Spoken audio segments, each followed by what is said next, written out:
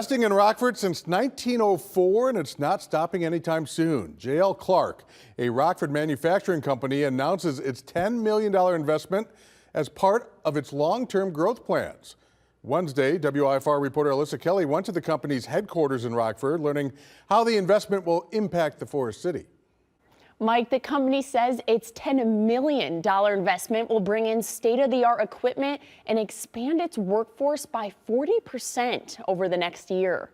Take care of your customers, take care of your team, and take care of the community. That's the goal behind J.L. Clark, a Rockford manufacturing company's $10 million investment. To add state-of-the-art equipment and hiring a lot of people to take us to the next level for the next 121 years. The packaging manufacturer opened in 1904 and creates storage tins like for Johnson & Johnson's plastic bandages, McCormick's pepper, and the popular Altoids brand. Because it's really interesting to see where we started with a flu stopper in a hardware store to now all these consumer packages. The company says its investment will be unveiled over the next year, with new equipment arriving as early as next month. Then J.L. Clark will need more workers, 70 of them. Temp workers, hourly workers, and salaried workers throughout the business. This footage shows the room for the new equipment, which will help the company adjust to changing consumer needs. So not just high-speed, state-of-the-art equipment, but versatile.